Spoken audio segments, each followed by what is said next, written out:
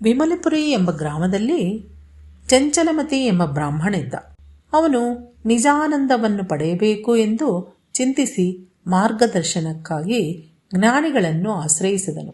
ಆಗ ಜ್ಞಾನಿಗಳು ನಿಜಾನಂದಕ್ಕಾಗಿ ಪರಬ್ರಹ್ಮ ತತ್ವ ಸಾಕ್ಷಾತ್ಕಾರ ಪಡೆಯಬೇಕು, ಅದಕ್ಕಾಗಿ ನೀನು ಮಹಾವಿಷ್ಣುವನ್ನು ಈ ಮಂತ್ರದಿಂದ ಕನಿಷ್ಠ 6 ಮಾಸಗಳು ಧ್ಯಾನಿಸುತ್ತಾ ಮಂತ್ರದ ಅನುಷ್ಠಾನವನ್ನು ಮಾಡಬೇಕು, ಆಗ ನಿನ್ನ ಮನೋಭಿಷ್ಟಗಳು ಸಿದ್ಧಿಸುತ್ತವೆ ಎಂದು ಹೇಳಿದರು.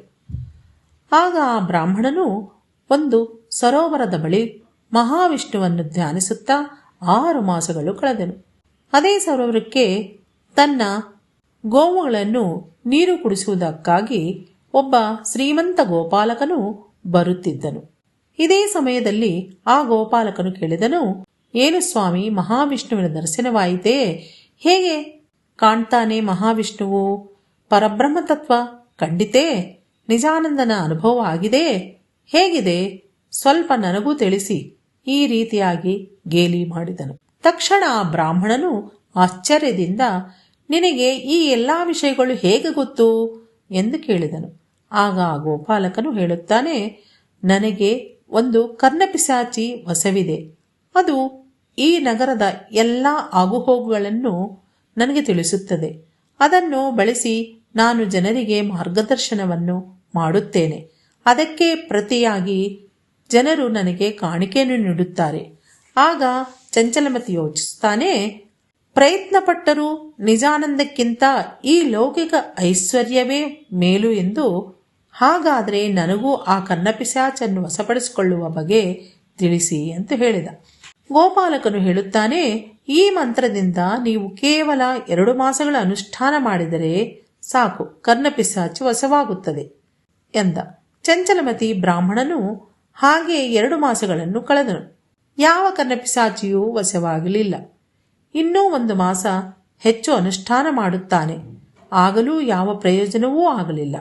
ಆಗ ಸಿಟ್ಟಿನಲ್ಲಿ ಗೋಪಾಲಕನನ್ನು ಚಂಚಲಮತಿ ಕೇಳುತ್ತಾನೆ, ನೀನು ಹೇಳಿದಂತೆ ನಾನು ಮಾಡಿದೆ, ಯಾವ ಪ್ರಯೋಜನವೂ ಆಗಲಿಲ್ಲ. ತಕ್ಷಣದಲ್ಲಿ ಗೋಪಾಲಕನು ಹೇಳುತ್ತಾನೆ, ಇಲ್ಲ ಸ್ವಾಮಿ, ಆ ಪಿಶಾಚಿ ನನಗೆ ಹೇಳಿತು. ಅದು ನಿಮ್ಮ ಬಳಿ ಬರಲು ಬಹಳ ಪ್ರಯತ್ನಿಸಿದಂತೆ. ಆದರೆ ನೀವು ಹಿಂದೆ ಮಾಡಿದಂತಹ ಮಹಾವಿಷ್ಣುವಿನ ಧ್ಯಾನ ಅನುಷ್ಠಾನಗಳು ನಿಮ್ಮಲ್ಲಿ ಜಾಗೃತವಾದ್ದರಿಂದ ಕರ್ಣಪಿಶಾಚಿ ನಿಮ್ಮ ವಶವಾಗಲು ಸಾಧ್ಯವಾಗಲಿಲ್ಲ. ಸ್ವಾಮಿ, ನೀವು ಈ ಕ್ಷುದ್ರವಾದ ಪಿಶಾಚಿಯ ಮಂತ್ರವನ್ನು ಹೆಚ್ಚು ಅನುಷ್ಠಾನ ಮಾಡುವುದಕ್ಕಿಂತ ತಾಳ್ಮೆಯಿಂದ ಶ್ರೇಷ್ಠವಾದ ಸರ್ವೋತ್ತಮನಾದ ಮಹಾವಿಷ್ಣುವಿನ ಧ್ಯಾನವನ್ನೇ ಇನ್ನೂ ಸ್ವಲ್ಪ ಮಾಸಗಳು ಮುಂದುವರಿಸಿದರೆ ನಿಮಗೆ ಪರಬ್ರಹ್ಮ ತತ್ವ ಸಾಕ್ಷಾತ್ಕಾರವಾಗಿ ನಿಜವಾಗಲೂ ನಿಜಾನಂದದ ಪ್ರಾಪ್ತಿಯಾಗುತ್ತದೆ. ಇದರಿಂದ ಆ ಚಂಚಲಮತಿ ಅರಿತುಕೊಂಡ ಪ್ರಮೇಯವೇನೆಂದರೆ, ತಾಳ್ಮೆ ಇದ್ದರೆ ಮಾತ್ರ ತತ್ವ ಸಾಕ್ಷಾತ್ಕಾರವಾಗುತ್ತದೆ. ಅದಕ್ಕಾಗಿ ಸರ್ವೋತ್ತಮನಾದ ಮಹಾವಿಷ್ಣುವನ್ನೇ ಆಶ್ರಯಿಸಬೇಕು ಎಂದು ಅವನು ತಿಳ್ಕೊಂಡನು.